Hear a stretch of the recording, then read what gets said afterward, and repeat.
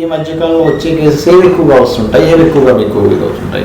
అంత చేతులు ఎత్తేసిన కేసులు, సపోజ్ హెల్ప్లెస్ మా దగ్గరికి వస్తాయి. ఇప్పుడు రుమటైడ్ ఆర్థరైటిస్ ఉంటుంది. రుమటైడ్ ఆర్థరైటిస్ లో వాళ్ళు కార్టిజాన్ స్టెరాయిడ్స్ పెట్టుంటారు, ఇంకా వీక్ అయిపోయి కిడ్నీ ప్రాబ్లం వచ్చి వాళ్ళు వస్తారు రెఫరెన్స్ పెయిన్స్ తగ్గాలని చెప్పి. బ్యాక్ పెయిన్ లో lumbar spondylitis, disc prolapse, sciatica వాళ్ళు అట్లా నెంబర్ ఆఫ్ కేసెస్ వస్తాయి. సమస్యలకు 100% ట్రీట్మెంట్ గ్యారంటీ. 20 సంవత్సరాల ఎక్స్పీరియన్స్ కలిగిన అంతర్జాతీయ హోమియో వైద్యులు డాక్టర్ బెల్లంకొండ నాగేశ్వరరావు గారి ఆధ్వర్యంలో హోమియో ద్వారా 100% ట్రీట్మెంట్. For appointments 8121998560. మీ ఆరోగ్యం మా భరోసా. ఓం మహాగణాధిపతయే నమః. ఓం గురుభ్యో నమః. ఓం శ్రీమాత్రే నమః. ఓం పితృదేవతాభ్యో నమః. ప్రేక్షకులందరికీ కూడా ఆ లలితాంబిక అమ్మవారి యొక్క అనుగ్రహం పరిపూర్ణంగా కలగాలని కోరుకుంటూ ఈరోజు మనం చెప్పుకోబోయేటువంటి టాపిక్ ఏమిటి అంటే, ఏ గ్రహం అంటే మనకి రవి నుంచి శని వరకు సప్తగ్రహాలు, రాహుకేతువులు ఛాయాగ్రహాలు. ఈ గ్రహాల్లో ఏ గ్రహం బాగోకపోతే ఎటువంటి ఫలితాలు, బాగుంటే ఎటువంటి ఫలితాలు, ఒకవేళ బాగోనట్లయితే మీకు జరిగే ఫలితాలను బట్టి మీరు ఏ పరిహార మార్గం చేసుకుంటే మీకు ఆ గ్రహ సంబంధించినటువంటి మంచి ఫలితాలు వచ్చి మీరు ఏ రకంగా మీరు లబ్ధి పొందుతారు అనేటువంటి విషయాన్ని ఇప్పుడు మనం తెలుసుకుందాం. గురుగ్రహం కనుక మీకు బాగున్నారు అంటే గురువుల ద్వారా లేదా బ్యాంక్స్ ద్వారా, అంటే మీ టీచర్స్ మీకు గైడ్ చేసే వాళ్ళు మంచి వాళ్ళు దొరుకుతారు. చాలామంది చూడండి, అయ్యో నేను వాళ్ళు చక్కగా మాకు మంచి గైడింగ్ ఇస్తారనుకుంటే వాళ్ళు రాంగ్ రూట్లో గైడ్ చేశారండి అంటారు. అంతే కారణం ఏమిటి అంటే మీ జన్మజాతకంలో గురువు బాలేడు. ఇది గుర్తుపెట్టుకోండి. అలాగే ఒక్కొక్కసారి ఏమవుతుందంటే గురుకర్మ యోగం ఉంటుంది. అలాంటప్పుడు మీరు వేరే వాళ్ళని గైడ్ చేయాల్సిన స్థితిలోకి వెళ్తారు, టీచర్స్ అవుతారు, లేకపోతే కన్సల్టెన్సీ సెంటర్స్ పెట్టుకుంటుంటారు. గురువు ఎంత బాగుంటే అంత చక్కగా వారు ఈ కన్సల్టెన్సీ రిలేటెడ్ సంబంధించిన వాటిల్లో లేదా టీచింగ్స్లోని వాటిలో రాణించగలుగుతారు. కొంతమంది చూడండి, ఏమండి మేము ఫలానా దగ్గరికి వెళ్ళామండి, మేము నమ్మామండి, వాళ్ళు ఏదో మాకు హెల్ప్ అవుతారని, అటువంటిది వాళ్ళే రివర్స్లో మమ్మల్ని ఇబ్బంది పెడుతున్నారు అంటూ ఉంటారు. అంటే దానికి కారణం ఏమిటి? వీళ్ళు పాస్ట్ లైఫ్లో, అంటే మీరు పాస్ట్ లైఫ్లో ఎక్కడో గురుద్రోహం చేశారు, గురువుని ఇబ్బంది పెట్టారు, గురువు బాధపడేలాగా ఏదో చెప్పారు, అన్నారు, ఇబ్బంది పెట్టారు. అంటే అప్పుడు ఏమిటి? ఆ గురుగ్రహం ఏ ఎనర్జీ ద్వారా అయితే మీరు అవతల వాళ్ళని ఇబ్బంది పెట్టారో ఆ ఎనర్జీ ఫార్మింగ్ ఈజ్ గురుగ్రహం. గురువు బృహస్పతి. ఈ బృహస్పతి ఎనర్జీ మీరే మీకు తెలియకుండానే దాన్ని స్టోర్ చేసుకున్నారు.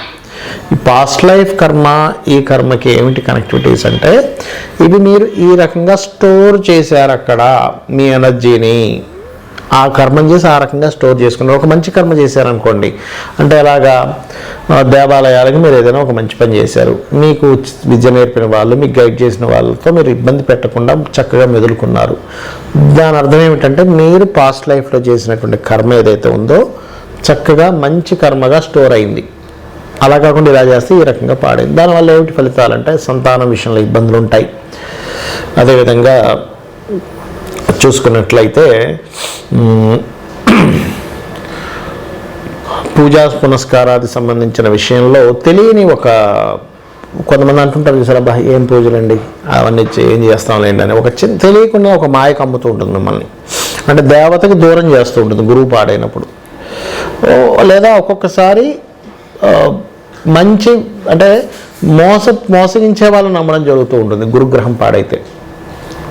అందుకని కొంతమందికి బంగారం వల్ల ఇబ్బంది వస్తూ ఉంటుంది గురుగ్రహం పాడైతే, లేదా సంతానం వల్ల ఇబ్బంది వస్తుంది, లేదా సంతానానికి ఇబ్బంది వస్తుంది. మరి వీటిని ఎట్లాగా మనం అధిగమించాలి?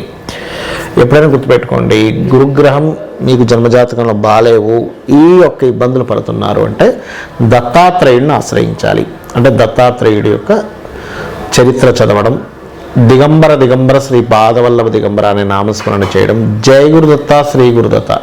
గురువు పాడైతే కోర్టు కేసెస్ కూడా అవుతాయండి. గురువు పాడైనా, తులారాశి పాడైనా కోర్టు కేసెస్ కూడా అవుతూ ఉంటాయి. కాబట్టి ఏంటి, జయ గురుదత్త శ్రీ గురుదత్త అనుకుంటూ ఉంటే కోర్టు కేసెస్ నుంచి కూడా బయటపడగలుగుతారు. ఇక రెండవ విషయం ఏంటంటే ఇక్కడ శనగలు, నువ్వులు, మినుములు దానంగా ఇవ్వాలి. ఎందుకంటే ఈ మినుములు ఒక్కోసారి రాహు ద్వారా గురువు పాడవుతాడు, దానంగా ఇవ్వడం. నవగ్రహాల్లో గురువు, శని, రాహుగ్రహాల దగ్గర దీపారాధన చేయడము, గోవులకి అరటి పండు కాదండి, అరటికాయ, పచ్చి అరటికాయ సన్నగా కట్ చేసి పెట్టాలి. గోవులకి అరటికాయలు తినిపిస్తే మంచిది, అవి వాటికి కూడా ఆరోగ్యానికి మంచిదన్నమాట. సో ఇవి కనుక చేసినట్లయితే ఖచ్చితంగా మీ యొక్క గురుగ్రహ ఫలితాలు ఏవైతే ఉన్నాయో మీకు నెగటివ్ ఫలితాలు వస్తున్నటువంటిది పాజిటివ్ ఫలితాలు రావడం జరుగుతుంది.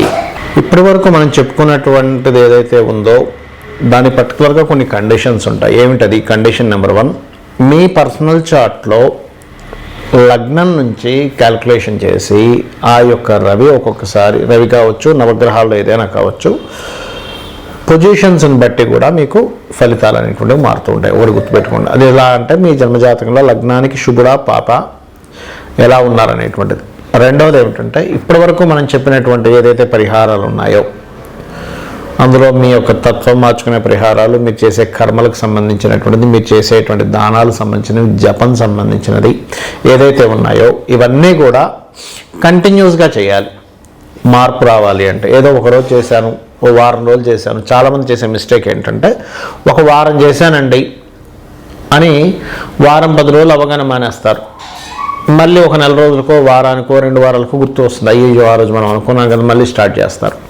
ఇలా మీరు చేసేటట్టయితే మీకు ఫలితం రాదు. ఖచ్చితంగా కాన్సన్ట్రేషన్గా చేయాలి.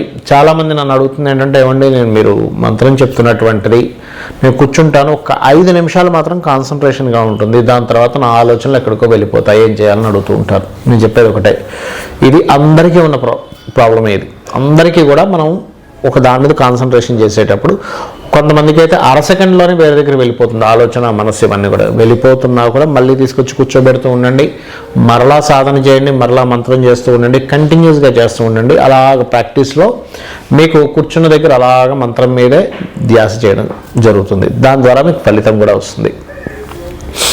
అలాగే మరొకటి ఏమిటంటే ఇక్కడ చాలామంది అడుగుతున్నటువంటిది ఏంటంటే ఈ కండిషన్స్లో, ఏమండి మా ఇంట్లో పలానా వాళ్ళు అంటే ఉంటారుగా పెద్దవాళ్ళు, ఎవరో ఒకరు గతించడం జరిగింది, ఇప్పుడు ఈ మంత్రము, ఈ దానము ఇవి చేయొచ్చా అని కూడా అడుగుతూ ఉంటారు. నేను చెప్పేది ఒకటే, కేవలం 11 రోజులు మాత్రమే ఉంటుంది. 11వ రోజు తర్వాత నుంచి ఆలయానికి వెళ్ళొచ్చు, దానం ఇవ్వచ్చు, ఇంట్లో దీపారాధన చేయొచ్చు, మరియు ఏదైనా సరే ఒక నామం తీసుకొని జపం చేసుకోవచ్చు. దీనికి ఎటువంటి దోషము లేదు. ఇవన్నీ ఎందుకు చెప్తున్నానంటే మీకు చాలామందికి ఒక రెమెడీ చెప్పిన తర్వాత మరి ఇప్పుడు ఇలా ఉంది, చేయొచ్చా చేయకూడదా అని అడుగుతూ ఉంటారు. అలాగే మరొకటి ఏంటంటే మీరు దేవతా ఆరాధనతో పాటు పితృదేవత ఆరాధన అంటారు. లలిత అమ్మవారు దేవతా రూపంలోని, పితృదేవతా రూపంలో 2 రూపాలలోని ఎనర్జీని ఇస్తున్నటువంటిది అమ్మవారే అని చెప్పి మనకి స్పష్టంగా లలితా సహస్రనామాలో చెప్పబడింది. కాబట్టి మనం చేయాల్సింది ఏమిటి?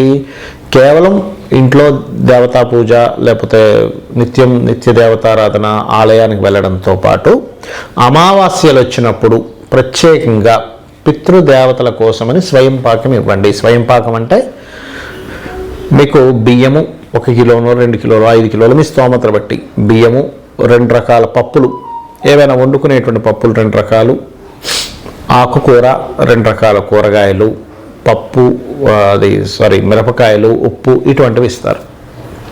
ఇవి బ్రాహ్మణుడికి ఈశ్వర స్వరూపంగా భావించి ఇవ్వాలి.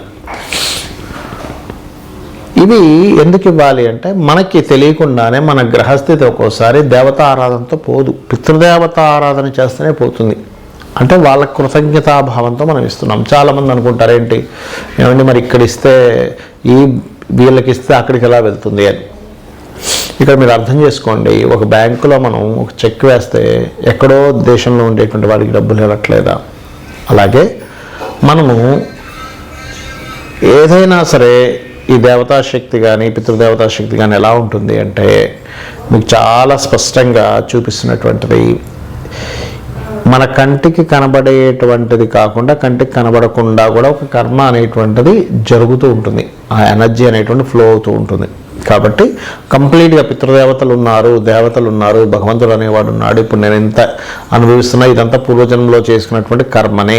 ఇది బాగా అర్థం చేసుకోవాలి. ముఖ్యంగా ఇప్పుడు నేను ఏదైతే అనుభవిస్తున్నానో అది మంచి కావచ్చు, చెడు కావచ్చు, ఇదంతా పాస్ట్ లైఫ్లో నేను చేసినటువంటి కర్మ, ఇప్పుడు అనుభవిస్తున్నాను. దీన్ని తొలగించుకోవడం కేవలం దేవతారాధన, పితృదేవతారాధన ద్వారానే అనుకోవాలి.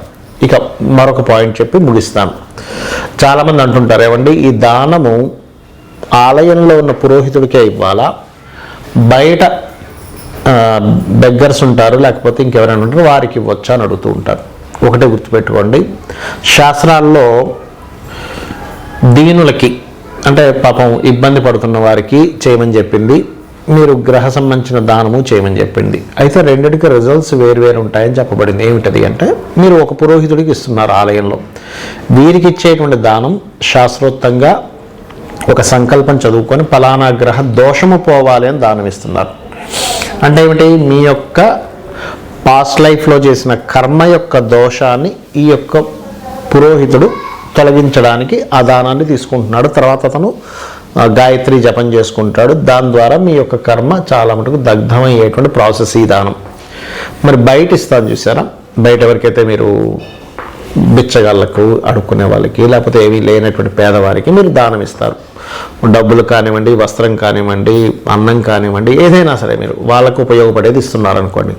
ఇది దేనిగా కన్వర్ట్ అవుతుంది అంటే, మీరు పాస్ట్ లైఫ్లో చేసినటువంటి దోషము తొలగించడానికి అది తోడ్పడదు, ఫ్యూచర్ వాటికి ఉపయోగపడుతుంది. అంటే ఏమిటి, నెక్స్ట్ జన్మకి పుణ్యంగా మారుతుంది. ఇది డొనేట్ చేసేవన్నీ కూడా పుణ్యంగా మారుతాయి. దోషం తీసేసేయడానికి పురోహితుడికి ఇచ్చేవన్నీ కూడా పాస్ట్ లైఫ్లో చేసినటువంటి దాన్ని దోషం తొలగించడానికి ఉపయోగపడతాయి. దీన్ని దృష్టిలో పెట్టుకొని మీరు దానం చేయండి అనేటువంటి తప్పు లేదు.